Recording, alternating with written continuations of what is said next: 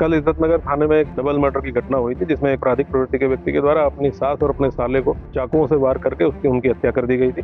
अपनी पत्नी को भी चाकुओं से वार करके गंभीर रूप से घायल कर दिया गया था, जो वर्तमान में उपचाररत है। पुलिस के द्वारा पर्याप्त चेतावनी देते हुए आत्मरक्षा फायरिंग की गई, जिसमें इसको गोली लगी। जिला अस्पताल इसको उपचार के लिए ले जाया गया, जहाँ इसको डेड डिक्लेयर कर दिया गया है।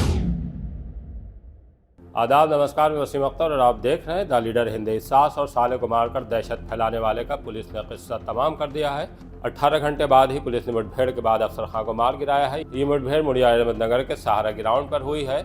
मुठभेड़ में अफसर खां की तरफ से कई राउंड फायरिंग की गई है। उसने घिरने के बाद पुलिस पर ताबड़तोड़ गोलियां चलाई हैं। पुलिस ने इसका जवाब दिया है और जवाब देने में कई गोलियां अफसर खां को लगी। साथ में 2 कांस्टेबल रुपेंद्र और अनुराग भी घायल हुए हैं। पुलिस अफसर खां और दोनों सिपाहियों को उठाकर अस्पताल ले गई है। डॉक्टरों ने अफसर खां को मृत घोषित कर दिया है। उसके बाद उसकी बॉडी को रखवा दिया गया है। दोनों घायल सिपाहियों का इलाज चल रहा है। ये वही मामला है इज्जतनगर के रैपुरा चौधरी का, कल जिसमें खलबली मच गई थी। अफसर खां ने पंचायत के दौरान विवाद होने के बाद अपनी सास, साले और बीवी पर चाकू बरसाया था। सास और साले की अस्पताल में मौत हो गई थी।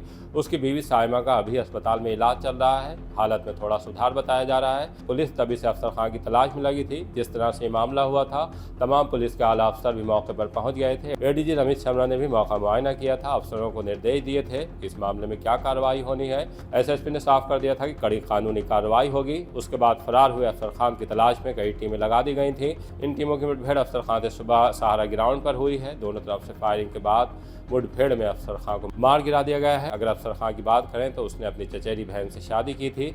उसके बाद से विवाद होता था। अफसर खां पर इल्ज़ाम है कि वो अपनी पत्नी से मारपीट करता था। मारपीट की वजह से ही उसकी पत्नी बार बार अपने मायके आ जाती थी। इस बार भी जब वो मायके आई थी तो अफसर खां चाहता था कि उसे ईद पर ले जाए। इसके लिए ही उसने सपा नेता राशिद खां से कहा था। राशिद खां के घर पर पंचायत हुई और पंचायत के दौरान विवाद होने के बाद ये खूनी खेल खेला गया। इस घटना से पूरे जिले भर में खलबली मच गई थी। जिस तरह से वारदात हुई थी, अमूमन इस तरह की वारदात बरेली में बहुत कम देखी गई हैं। यही वजह थी कि पुलिस भी इस मामले में दबाव में थी। वो किसी भी तरह फरार हुए अफसर खान को पकड़ना चाहती थी और जब वो हाथ आया, पुलिस का कहना है कि उसने गोली चला दी और पुलिस ने जब गोली का जवाब गोली से दिया है तो अफसर खान ढेर हो गया है। अफसर खान पर पहले भी अपने मामू को कत्ल करने का मुकदमा दर्ज है। इसमें उसे सजा हो गई थी। सजा के बाद उसने अपील की थी और उसे हाई कोर्ट से जमानत मिल गई थी। उस पर एक चोरी का मामला भी सामने आया है। पेशे से वो टुक चलाता था। घर में खर्च को लेकर ही उसकी बीवी से कहा सुनी होती थी। बीवी के घर वालों का ये भी कहना है कि वो नशे का आदी है। जब वो नशे की हालत में होता था तो उस पर सनक सवार हो जाया करती थी और वो फिर किसी की सुनता नहीं था। पंचायत में भी जब विवाद हुआ है तो हालांकि बातें बहुत सी हैं। ये भी कहना है कि सास ने उससे सख्ती से बात की थी, साला उससे भिड़ गया था और उसी के जवाब में उसने वहाँ पर ये संगीन वारदात अंजाम दी थी। बहरहाल गुजरे दिन खौफ फैलाने वाले का 18 घंटे बाद ही अंत हो गया है। पुलिस इस मामले को लेकर अब तमाम तरह की कार्रवाई में लगी है। आइए आपको सुनाते हैं कि एसएसपी अनुराग आर्य ने इस मुठभेड़ को लेकर हमें क्या जानकारी दी है।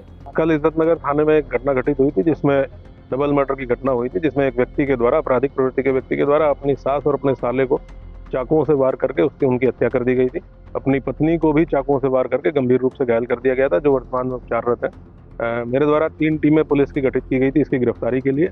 रात्रि में 112 पे पुलिस को सूचना मिली थी कि ये व्यक्ति पुणे गांव के आसपास अवैध शस्त्र के साथ देखा गया है और ये आशंका व्यक्त की गई थी कि ये गंभीर घटना कारित कर सकता है। पुलिस के द्वारा लगातार इसको ट्रेस किया जा रहा था। आज सुबह लगभग 5:45 बजे के आसपास जब पुलिस के द्वारा इसको ट्रेस करके यहाँ सहारा ग्राउंड में इसको गिरफ्तार करने का प्रयास किया गया, तो इसके द्वारा पुलिस पार्टी के ऊपर इंडिस्क्रिमिनेट फायरिंग की गई।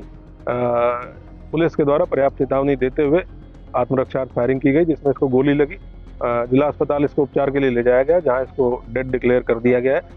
मौके से पुलिस को एक पिस्टल 32 बोर की, जिससे लगातार फायरिंग कर रहा था, वो 10 खोखा कारतूस, 4 लाइव कार्ट्रिजेस, घटना में प्रयुक्त चाकू जो डबल मर्डर की घटना में इसने भी यूज़ किया था, ये अभी तक बरामद हुआ है। फील्ड यूनिट की टीम मौके पे है। इस पूरी कार्रवाई के दौरान 2 पुलिसकर्मी भी हैं जिनको फायर आर्म इंजरी आई है।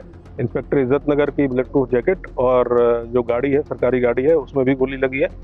जो एसओपी है उसको फॉलो करते हुए आगे की कार्रवाई की जाएगी। ये एक गंभीर प्रवृत्ति का अपराधी था। इसके 2009 में अपने सगे मामा की हत्या में इसको आजीवन कारावास की सजा हुई थी। कुछ चोरी के मुकदमे भी इसके ऊपर होना संज्ञान में आया है, जिनको वेरीफाई किया जा रहा है। इसका पूरा आपराधिक इतिहास निकलवाया जा रहा है। आगे की कार्रवाई, विवेचनात्मक कार्रवाई इंश्योर की जाएगी। बहरहाल घर की तनातनी में दो परिवार पूरी तरह से बर्बाद हो गए हैं। एक तरफ से सास और साले की मौत हो गई है और दूसरी तरफ से आज पुलिस ने मुठभेड़ में उस शौहर को मार गिराया है जिसने ये वारदात अंजाम दी थी। बीवी की हालत अस्पताल में नाजुक है।